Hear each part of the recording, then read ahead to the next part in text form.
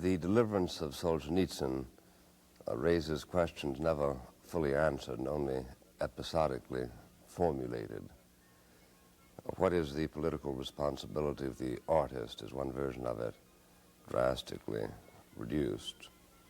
2 years ago, there was an episode here in America when the American Academy of Arts and Sciences voted to give its Emerson Thoreau Award to the poet Ezra Pound a few months as it happened before his death. The nomination carried but was overridden by a mobilized Central Committee.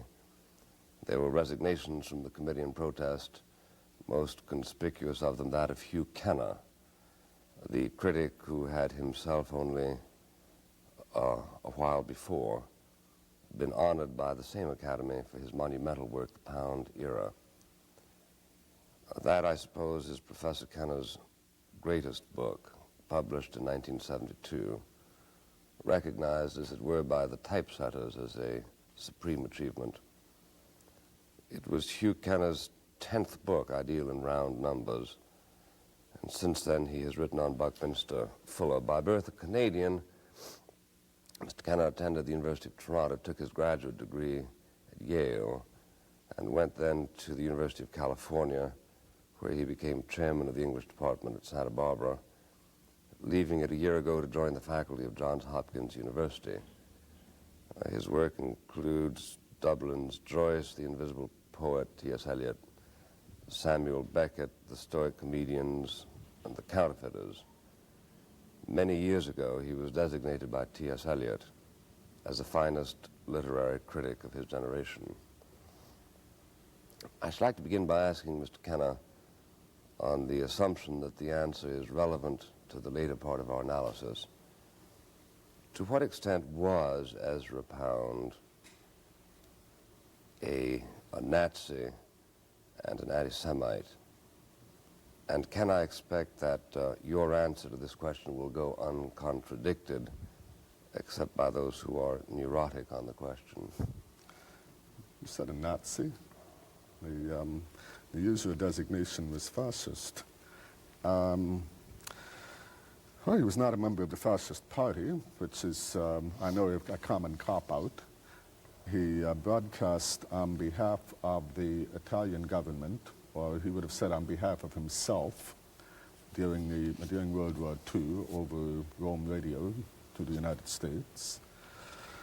His involvement with anti-Semitism, which lasted about 20, 25 years of a very long life, and which was repudiated by him in his latter years, a thing that we never seem to be told, was not biological, was economic, and involved certain people in certain high banking positions. I think that those are distinctions you have to start by making.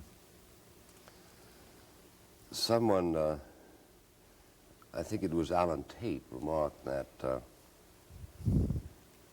since it is unfashionable in America to accuse anybody of treason to America, they've got to be accused of treason to something else.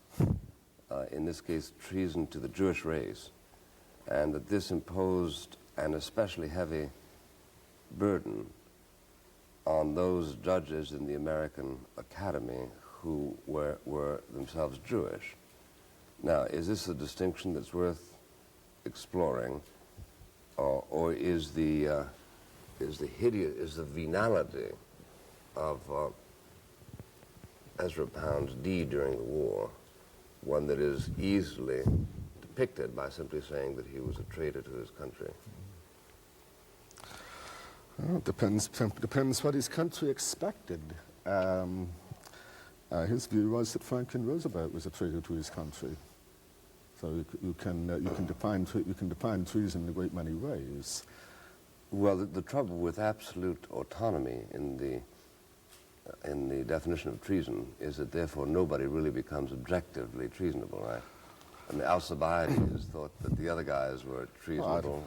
I think that's the difficulty with treason. It tends to be defined at the moment by those who feel that they have been betrayed. Well, but the Constitution of the United States is unusually lucid in the definition of treason, And Ezra Pound was treasonable, was he not? I'm coming to more interesting things, I hope you know. By strict construction, yes. By strict construction, yeah. Now, in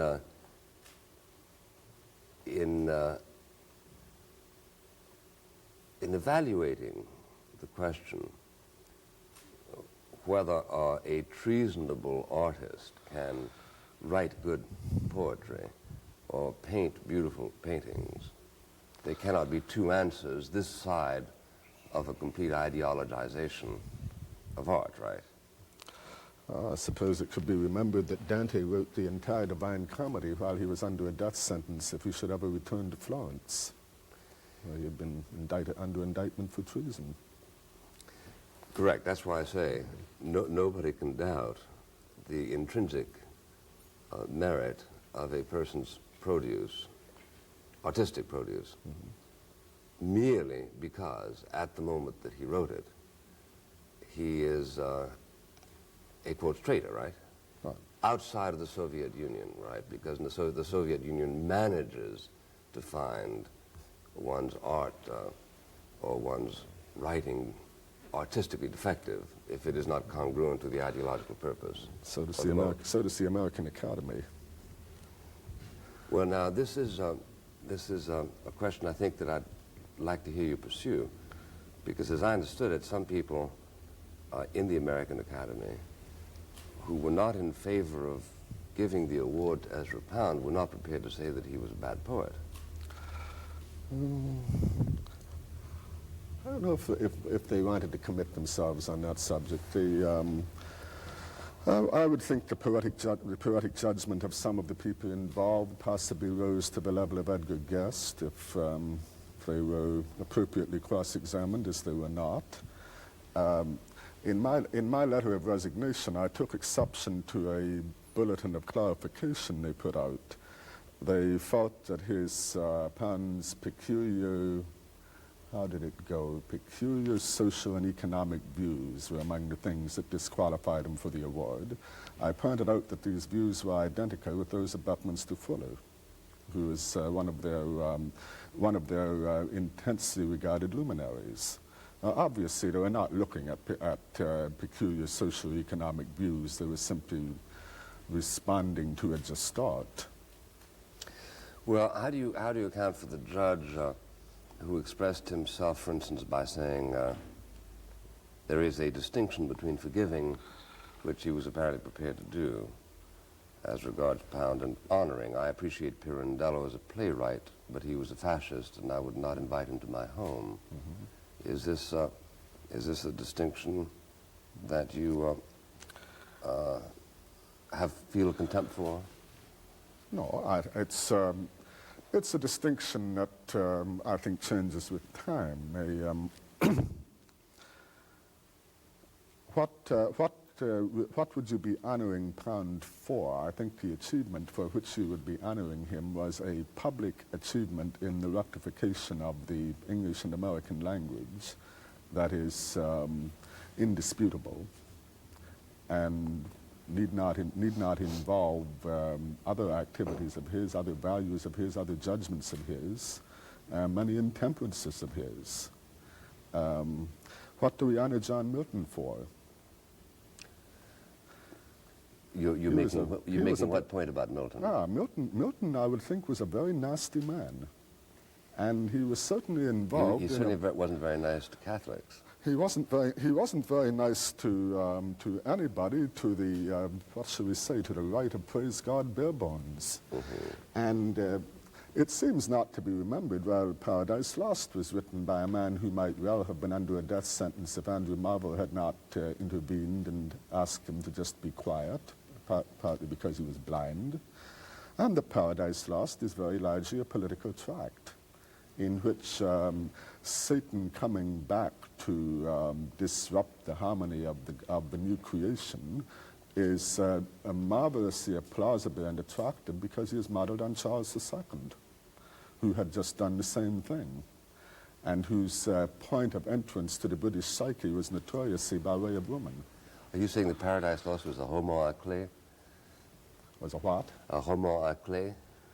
At one level, yes. Well, it's not a level that interests people very much now, but I think it must have been intensely important to Milton. Well, is the distinction, are you saying that the distinction is novel in an ideologized world of an artist who must be judged with some relevance to extra artistic considerations?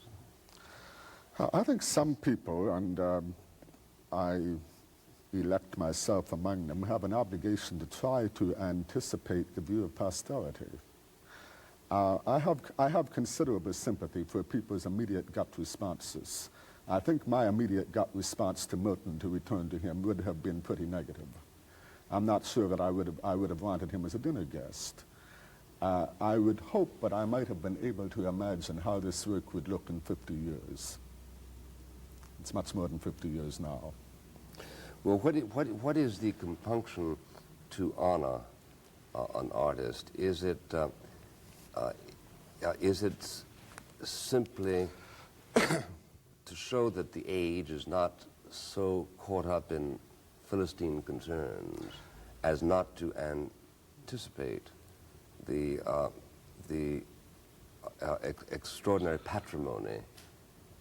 It's normally the age's way of congratulating itself for its own discernment. Well, that's what I was wondering. Yes, I think so. Because I think Wilfred Sheed, whose point really was that the contempt Ezra Pound felt for all organized associations for the purpose of evaluating art itself made the whole notion of receiving an award from them rather preposterous. He put it this way, that a heathen's blessings are wasted on a priest. Now, if that is the case, then why did you not elevate your complaint against the giving of this award to a more generic level, instead of allowing a particular controversy to revolve around the case of Ezra Pound?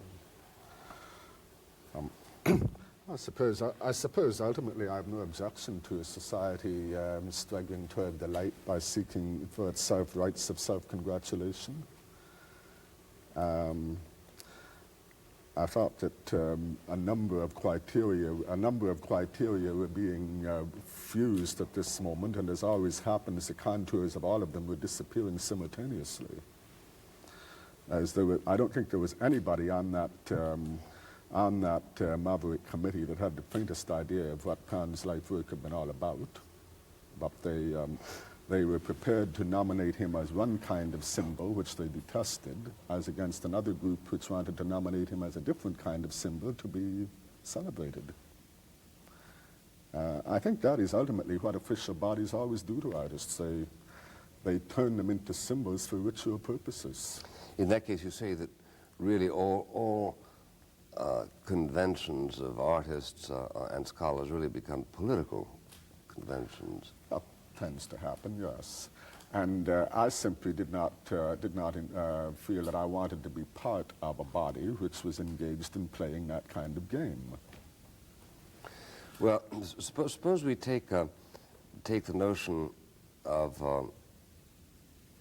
art as an expression not alone of a unique energy and a unique insight, but also of a human distillate. Does it then become possible to honor the art without honoring the artist? In certain periods, obviously it does. And large tracts of early Renaissance painting in which we don't know who the artist was. School of Botticelli is what it says on the label. Well, you're giving me a historical problem. I don't want a historical problem. I want a contemporary problem. But all contemporary problems become historical. Well, eventually, but I think we can take advantage of a certain chronological flexibility to accommodate the argument. Let's put it this way. Suppose as a matter of fact, we saw recently great tributes being paid to de Sade as a man of great literary talent. Would you have thought it seemly or say acceptable to have a huge affair about 1810 in Paris to award some sort of a trophy to de Sade on the basis of his really quite extraordinary contribution to certain kind of literature? Well, he wrote Grammatical French and has succeeded in being published in translation by Globe Press. I think he was one of the few people in the Bastille when it was liberated. When the revolution, wasn't it on July the 14th, brought down that symbol of oppression and tyranny. It contained about 15 prisoners, one of whom was the Marquis de Sade. Well, the easiest way to deal with Marquis de Sade, as I remember, was to put him away as crazy. In the first place, he probably was crazy. Which he probably was, yeah. Yes. But it's also a very easy technique, which has, of course, become quite conventional in the Soviet Union. But I don't understand that you've answered my question, to wit, whether he was in the Bastille on the 14th of July or not. Suppose there had been a banquet for him on the 15th of July when he wasn't on the Bastille. Okay. Would this have been seemly? Would this have violated any of your understandings about what you may and may not do in your pursuit of the autonomy of art? Well, it would first have to be demonstrated that de Sade did something new on the plane of artistic execution. Well, suppose we stipulate that, as the lawyers say. But now it's getting unreal. Why? As I say, the claim I would make for him was that he wrote Grammatical French. Well, would you say that this was that one could have focused exclusively on the fact of his having written grammatical French? Well, or let's put it another way. Suppose Ilse Koch, in the course of making her famous lampshades, showed extraordinary aesthetic designs and made very beautiful lampshades. How would we handle that problem? Well, that's a problem for the Museum of Modern Art. This is, I know, a deliberately bizarre example, isn't it? And it highlights a distinction. For one, I can handle it at the level of the example. For one thing, no maker of lampshades has had a name go ringing down the centuries as an artistic innovator. Maybe it's because lampshades don't last. I think the problem is that we always have to invent rather peculiar examples in order to try to isolate this problem. When you get into the real world, it won't isolate itself in that fashion. Well, when you do get into the real world, you take somebody like, say, Céline. Now, Céline is quite widely admired. There's no question about the fact that he was a fascist. Picasso was rather, in a dilettantish sort of a way, a communist. Rimbaud was a slave trader, wasn't he? And by avocation. Something peculiar in his later years. Yeah. and is it... after he had ceased being a poet, by the way. After he had ceased being a poet, yeah. Presumably looking for more profitable activity. I don't know. Well, what are the political responsibilities of the artist?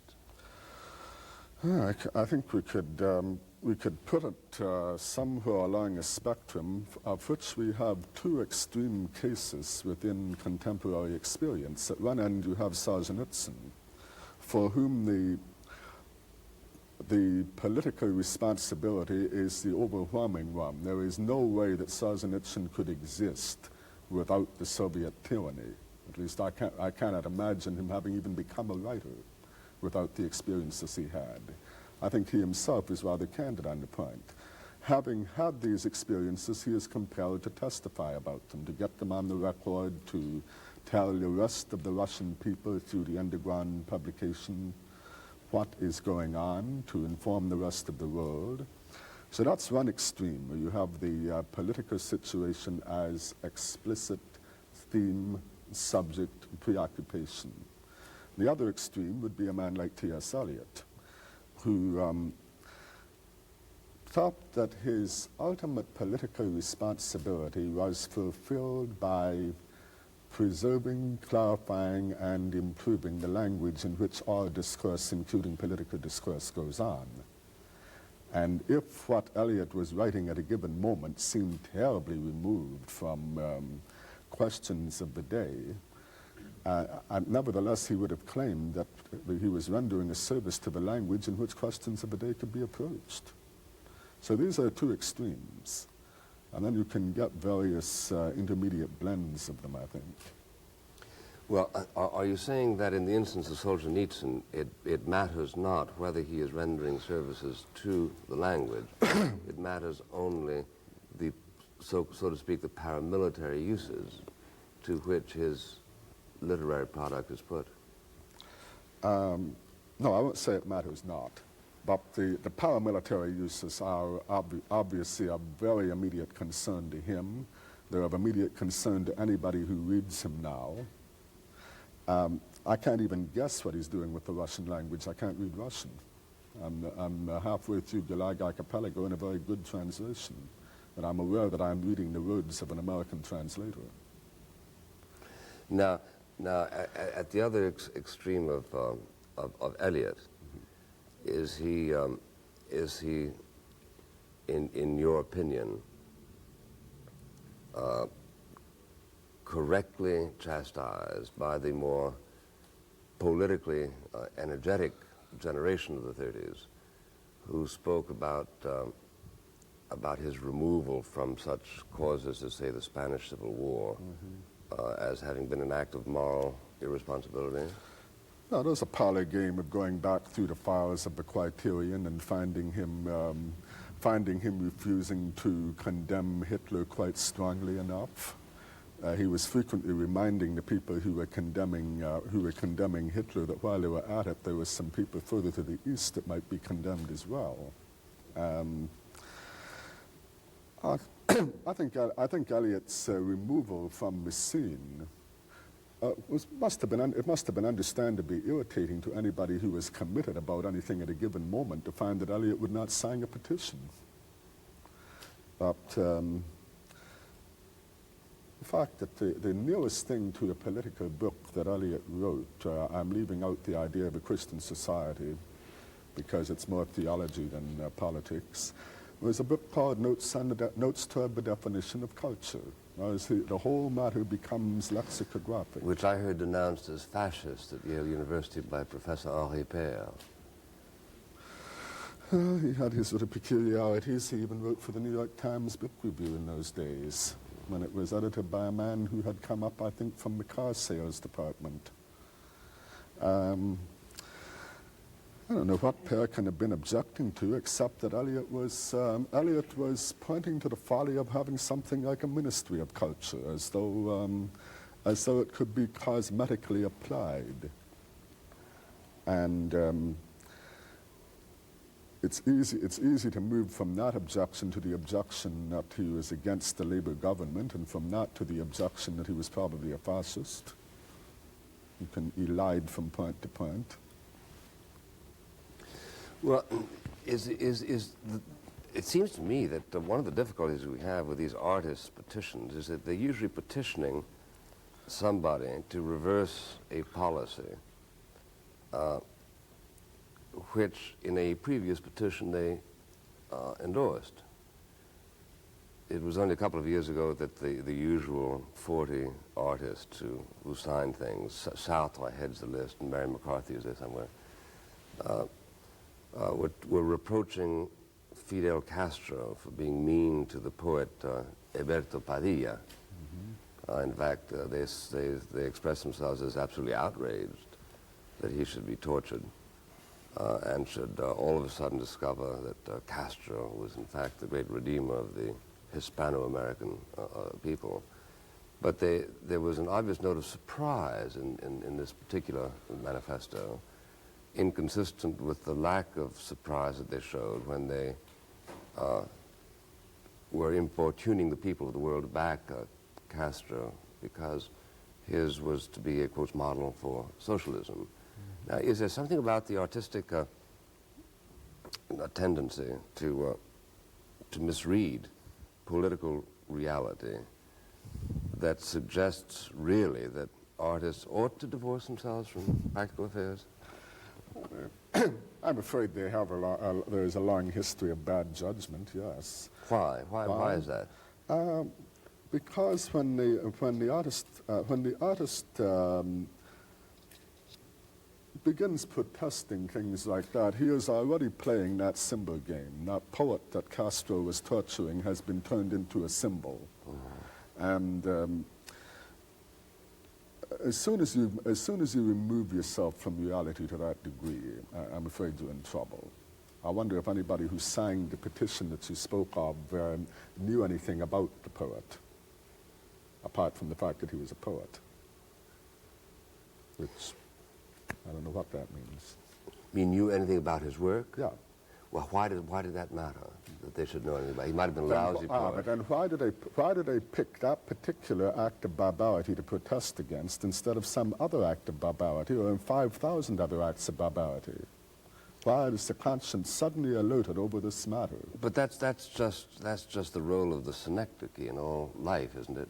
Why did Panoff, that ballet dancer, sort of occupy the center of our attention in the last year and a half, when we know that there are 1,000 other, if not Panoffs, 1,000 other artists who are equally persecuted? It simply becomes a useful symbol, is it not? There's nothing wrong with that, is there? It becomes a useful symbol, but what is it being used as a symbol of? A protest against torture or a protest against the torture of poets? I'm against torture. Well, I'm against torture too, but I would permit certain distinctions. I would say that I cannot imagine a case in which the torture of Eberto Padilla is justified, but I could imagine a case in which torture might be justified if, let's say, somebody knew uniquely where the hydrogen bomb was buried that was going to go off 10 minutes from now. And suppose Padilla had known that. Well, then you'd close the circuit. No, he's no longer a poet. Never know anything? He's no longer a poet. For the purposes of this discussion. For the purpose of this discussion. Yeah, Mm-hmm. sure. And he was no more a poet than whatchamacallit was primarily a writer when he fought in the French Resistance. Right? Malraux? Yeah. He wasn't an intellectual or an artist at that point. He was a gun-toting was Sam Beckett. Or Sam Beckett. Who was in the resistance to the extent that the Gestapo came within 15 minutes of getting him. Now that raises an interesting example of political transformation. Beckett involved in the resistance, and a member of a cell, one of whose agents broke under torture. That was how the Gestapo suddenly was able to close in. And years later, Beckett writes a play in which two men appear in a devastated landscape, and they are looking for another man. They know him only by an improbable name, and he doesn't show up. This must have happened 1 million times. And then, what do we do? Do we stay around here? Maybe it was a mistake. Maybe he'll come tomorrow.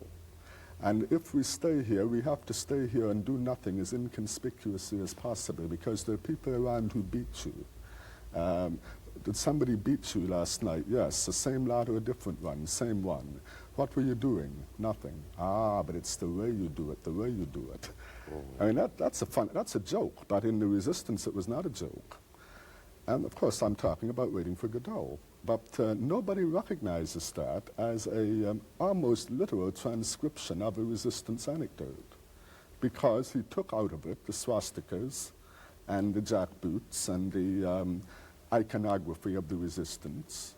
And got a generic situation. And it suddenly becomes a purely symbolic and very disturbing play.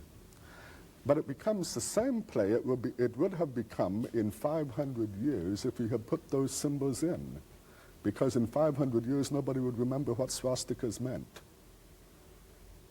And if you just take them out right away, you have done to your play now what time would do to it. sort of instant aging. And the application of this... And everybody claims that Beckett has no involvement with the real world. I think it's a fascinating example of almost literal transcription of the real world. Yeah, your point is that his knowledge of the real world permits him to ignore that which is particular. He has a play in which three characters are being interrogated by a spotlight. And I think it was the reviewer for Time or Newsweek or one of them who complained that this was so utterly esoteric no one could make anything of it. Well, heavens, it goes back to the Gestapo, where the technique was to put you on a stool and turn a light on you. And it's remarkable how a man like Beckett succeeds in departicularizing these symbols to the point where nobody sees what they are. But at another level, you do see what they are. You see that they are horrible and disturbing, and that disturbance is completely detached from a set of political responses. Would that suggest that an artist has to be very careful about using the word unique to describe any human situation? Yes. It's I think, a word to avoid. Well,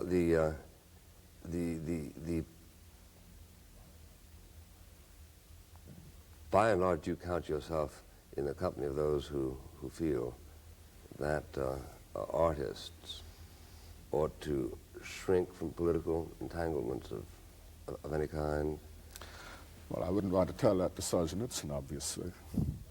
And his whole life, the meaning of his life is a political entanglement. But you began in describing Solzhenitsyn as involved in the consummation of an artistic mission, which has paramilitary intentions. But this is he acting qua artist. But in situations removed from the special provocations of the Soviet Union, is it your feeling that the artist has the normal political obligations? I mean, should he attend the PTA meetings, the bond meetings, and should he find out about the city debentures and so on and so forth? I like the thought of Milton at a PTA meeting.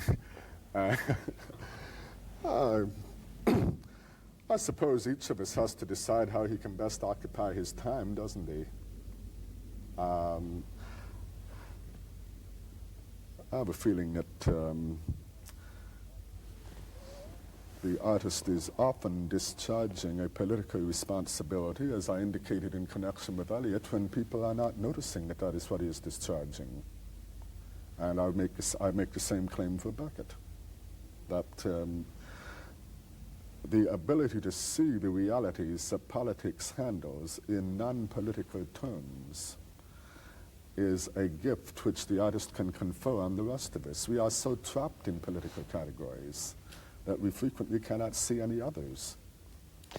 But does it not follow from what you've just said that an artist's vision, his aperçus, ought to be sharper than those of the rest of us, and that under the circumstances he has a special responsibility to warn a society, for instance, that it is embarked on an anti-human course? Yes, I think he has special obligations. Have they been well discharged in this century? The odd thing is that the special obligation to tell people what to do in a concrete instance ceases to matter very much after we have forgotten the concrete instance. And who remembers who the Guelphs and the Ghibellines were in Dante's Florence? I wonder if I can't remember myself at the moment which side Dante was on. It was a matter of intense concern for him. He would have been, so to speak, electioneering. He has now become the bearer of moral perceptions, and the party affiliation has ceased to matter. Well, it doesn't seem to much matter even today whose side you fought on in the First World War. I mean, I can't imagine anybody in this room getting up in high dudgeon on learning that somebody was at the other side of that forest, right? But it surely might reasonably have been the responsibility of an artist to anticipate the direction in which the world was traveling that would result in a stupid war with 60 million people killed, right? Right. Well, did they do a good job of it?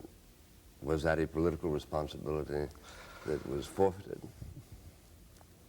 I think the arts have a pretty honorable history of determining the direction in which the world is heading. Is it by particular analysis, or is it simply by burnishing the old paradigms? Varies from artist to artist. In the 18th century, it was done entirely by particular analysis. The whole first book of Gulliver's Travels, of course, was read in its own day as an immensely detailed political allegory. Read correctly? Oh, people issued keys and guides that you could go down to the corner drugstore and buy in order to find out who the Lilliputian court personnel represented in contemporary London. Incidentally, this was done at a time of such ferocious censorship that that book, like everything else of Swift's, was published anonymously. And the censorship was a very real thing. Daniel Defoe stood time in the pillory. I forget if he lost an ear or not. Would you say that the reception to his counterpart 200 years later was roughly the same, given the treatment meted out to George Orwell when 1984, The Animal Farm was first published? What was that treatment? I've forgotten. Well, in the first place, he had a hard time getting them published. Ah, yes. In the second place, it was considered a slur on democratic socialism. He had betrayed the left. Was that the idea? I think that's probably analogous to the kind of thing that happened in the 18th century. They don't put you in the pillory now, but they stop reviewing your books, which is almost as fatal. Mr. Robert Kuttner, is, speaking of reviewing books, is with the Washington Post. Mr. Kuttner? Two things I'd like to take you up on. Why should a prophet want to be honored in his own country, particularly by a certifiably Philistine organization whose taste in poetry runs to Edgar Guest? I think I'm prepared to concede the whole point. The certifiable Philistine organization is almost an honor not to be honored by. Well, I can give you one answer. It's cash. Because there are a lot of very poor poets in America, and these people start dribbling $5,000, $10,000 in cash. But that wasn't pretty useful.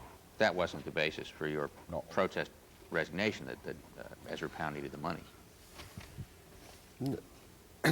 I think in proposing that award and then withdrawing it, the organization in question somewhat dishonored American culture. I would prefer that they had just kept quiet. But isn't this... You would not have proposed the award? No, I wouldn't, because I would have known exactly what would happen. And I wouldn't have wanted it to happen. Isn't this just what we should expect from officially constituted or semi-official cultural organizations, the Lyndon Johnson's Art Festival, or any other similar thing you could mention? I think you were saying before, this sort of thing happens time and time again. JFK signed up for the performing arts, that kind of thing? Indeed, yeah. I forget what organization it was. I forget what organization it was of that honorific kind that Henry James belonged to, and he never mentioned it without rolling his eyes to heaven and raising his hands. But he felt an obligation to belong to it on the grounds that if he didn't, that would be one more spot left open for the second rate. But aren't you being a little unrealistic, Mr. Kuttner, because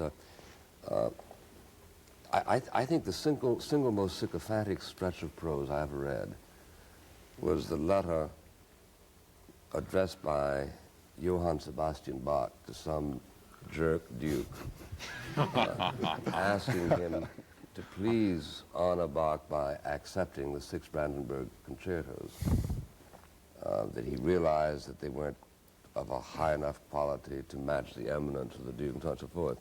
Now, I simply feel sorry for people who have to do that kind of thing, but people do have to do that kind of thing, don't they? And not necessarily more today. Then I think you can be cheekier to the Ford Foundation than you could to those Bavarian dukes and get away with it. Sure, but you're not going to the Ford Foundation to be honored. You're going to the Ford Foundation for money. No, it's a little different. Yeah, but who knows what inhibitions you somehow feel when you utter their name, assuming that you're using their money. There's a book just out by Stuart Little that reproduces a correspondence between Joe Papp and the Ford Foundation, which begins with great civility and ends with a "Dear Sir, you cur" type thing, because he didn't get the money. And then it's safe to be candid. Yeah, but I've seen perfectly grown-up artists, people of your kind of independence. I exclude you from this thing, but approach clerks in publishing companies, trembling as though approaching a headmaster, hoping that they will publish your book of poems and so on. How is that to be avoided? No, I was just drawing a distinction between the financial aspect of it and the honor of it. I don't think one goes to the Ford Foundation to be honored, except in a tongue-in-cheek kind of sense. Could I raise another? Really? Why do you say that? I mean, they've got some people there who presumably are as good as other people, as distinguished between good ballet and bad ballet, don't they? But they're not in the business of handing out the celebration of the society or the culture. They're in the business of handing out checks. Their pretensions might be that is our celebration. Touché. Could I raise one other question? You pointed out that Beckett succeeded in departicularizing the situation and drawing a universal message or art. To the extent that Pound was an anti-Semite, he really didn't departicularize. In fact, he was involved in a very particularized, highly emotional, ethical situation. And can we really expect a culture who remembers that very vividly to do what you would normally expect time to do? His, it's almost a joke to say that his timing was terribly bad. Indeed. That is, his message in regard to the Jewish people had nothing to do with hating them. It had to do with wondering whether various international bankers were looking out for one another because of a common origin. And even assuming the plausibility of that for the moment, it was the wrong time in history to be trying to point it out. Incidentally, the other things that he said about Jewish people, which never seemed to be publicized, I remember listening to him talk about the absolute necessity for having Jewish members to any body that was going to do anything, because of the penchant of the Anglo-Saxons, shall we say, in our time, to sit around and theorize. And knowing the premium that he put on getting something going, he was paying a considerable tribute. But again, isn't the more important question that Yes. Solzhenitsyn be permitted to publish, that Pound be kept out of St. Elizabeth's, rather than whether they be honored by their own societies?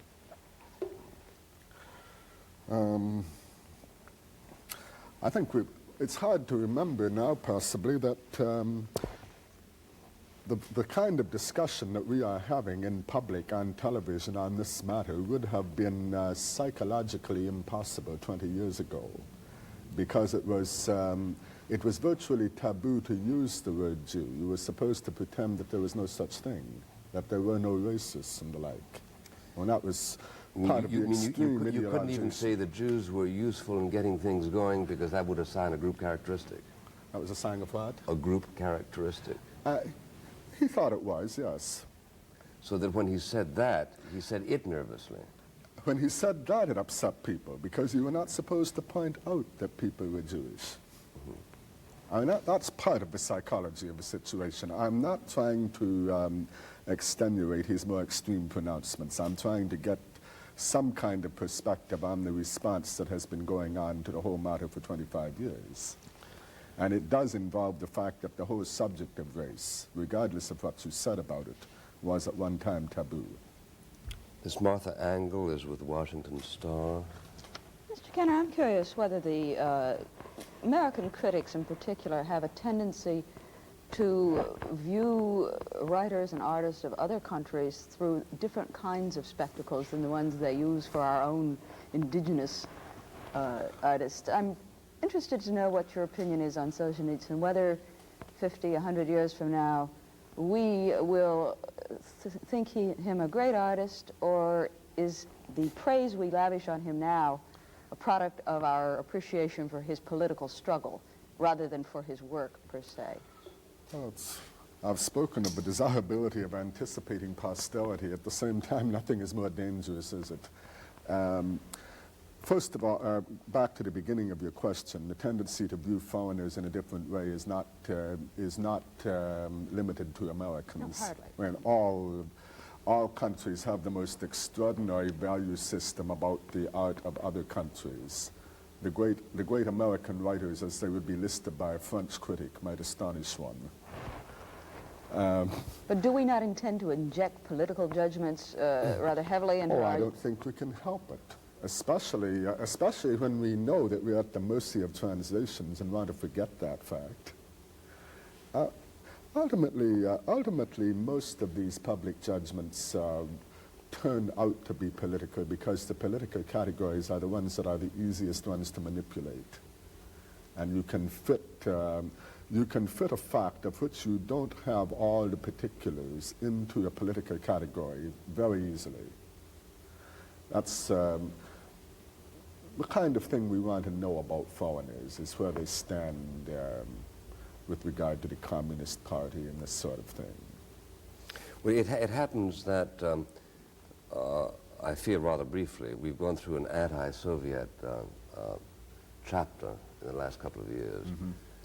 Do you think that if the equivalent of Solzhenitsyn had been discovered in China, where during the identical period we've all been absolutely rhapsodic about the achievements of Mao Man, the point Miss Angle raises would be self-evidently answered? Is there such a thing as a good literary anti-Mao writer, or do we exclude this categorically? I wonder if there is such a thing. Does such a writer exist? Well, he's probably dead, but I mean, assuming that's what I was thinking. Yeah, but assuming one. Oh, a ferocious process of unnatural selection is applied, I think, in such countries. Well, so part of the miracle of Solzhenitsyn is that he is alive, isn't it? I think that's one thing that is so fascinating about him, the man who actually got out with his life. Well, he was the great profiteer of the brief thaw of 1956 with the publication of Ivan Denisovich. Of Denisovich, yes. Yeah. Mm-hmm. And after that, they didn't quite, he was a cultural Czechoslovakia that they didn't move on. They couldn't quite make him a non-person again, could they? Yeah. But the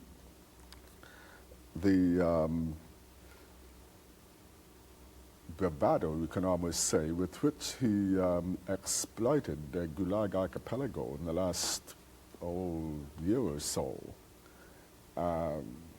in order to force a showdown, which he seems to have been determined to force. It was almost like Mishima, yeah, in its apparent tendency. Mm-hmm. And the showdown could very easily, as I think Bill, you pointed out in a column, could very easily have been martyrdom.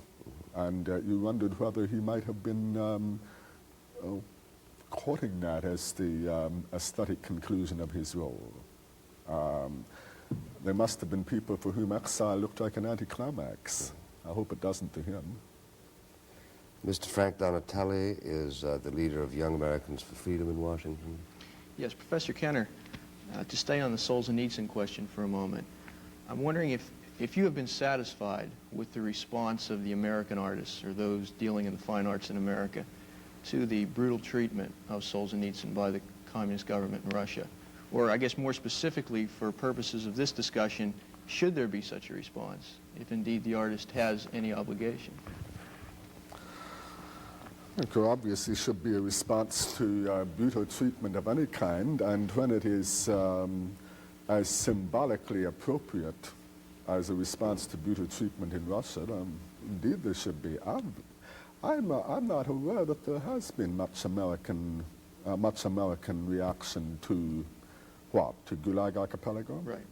I haven't met a person besides myself who has even begun to read it. How would you explain that? Especially in view of the fact that... I think a feeling that we probably heard it all before, which, by the way, is not true. I bought the book expecting not to read it.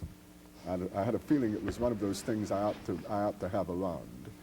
And I began to see what was in the first chapter. And at 2:30 in the morning, I was a long way into some rather small print. I'm now halfway through, and I know I'll be finished this week.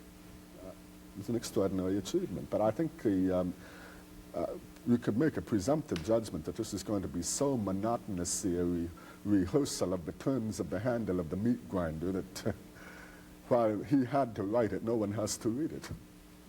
Well, one could have said the same about the late 60s in Vietnam and Cambodia and all.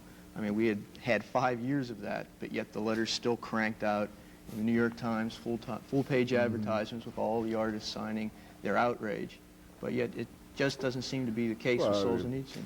I think the New York Times was frying a different lot of fish entirely, wasn't it? It was cranking the handle of the fish grinder. But both should have expressed indignation, don't you think? On the one hand, the artist seemed outraged over but the Vietnam. Times was interested in getting about us out of Vietnam, and nobody knows what they're interested in getting us to do with regard to Russia. I think that's part of the difficulty. There isn't any obvious line of action that America might be incited to take. But surely you're not saying that American liberal intellectuals have failed to protest Solzhenitsyn. I didn't say that. I'm asking him if indeed that's the case. It just seems that they haven't protested Solzhenitsyn as vigorously as they had certainly Cambodia. Wouldn't you agree with that? No, I wouldn't. I mean, the New York Review has just been filled with ads by the very same lot of intellectuals. Would you suggest an incursion into Moscow to rescue? No, but then I wouldn't suggest an incursion into Vietnam to rescue POWs. So. But instead, it might it be true that it happens that no great literature in protest against Vietnam has in fact been written. This doesn't mean that it won't someday be, but it does happen that Solzhenitsyn has written, I think, great literature by the accounting of just about everybody, right?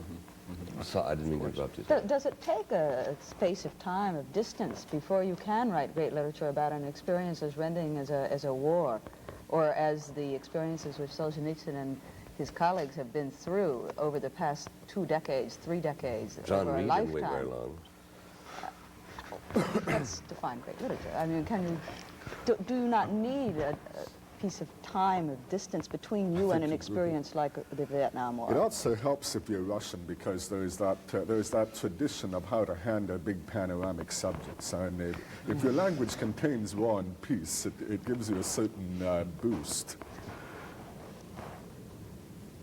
This is not something that you would say the English language can handle well. I can't think of any analogy. And War and Peace in translation obviously doesn't work.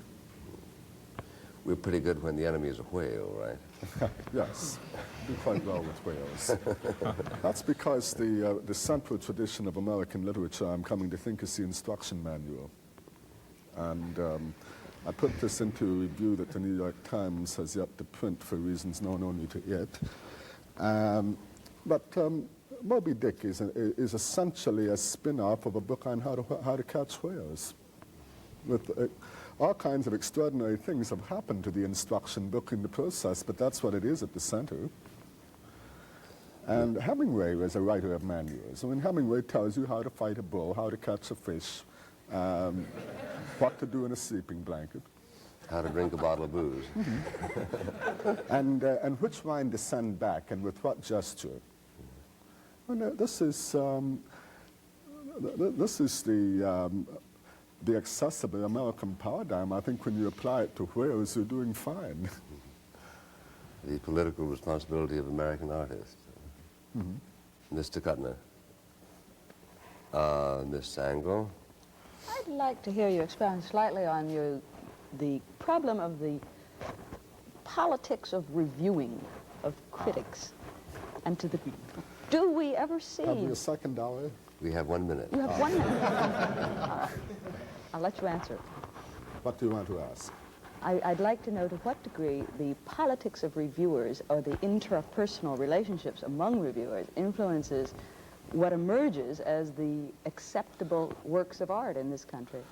Oh, I think these are very intense motives and are constantly operating, often without the knowledge of the people who are affected by them. Whereas I don't think there is a great deal of deliberate dirty pool, but there is a great deal of agreeing with somebody and disagreeing with somebody else rather than responding to the book.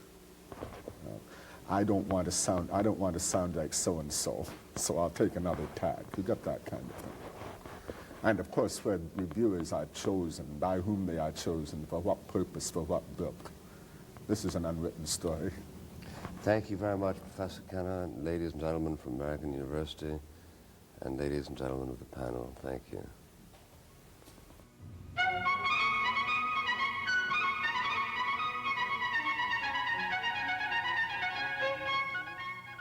Next week on Firing Line, Admiral Elmo Zumwalt and Paul Nitze join Mr. Buckley for a repeat of What Do We Want from Salt 2.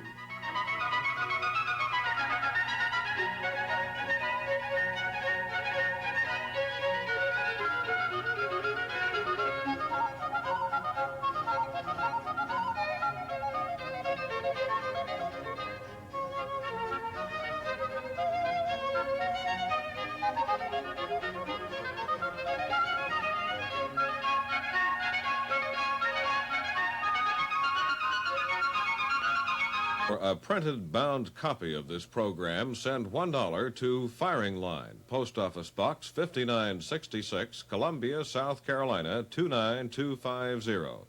That's $1 to Firing Line, Post Office Box 5966, Columbia, South Carolina 29250. Production funding provided by public television stations, the Ford Foundation, and the Corporation for Public Broadcasting.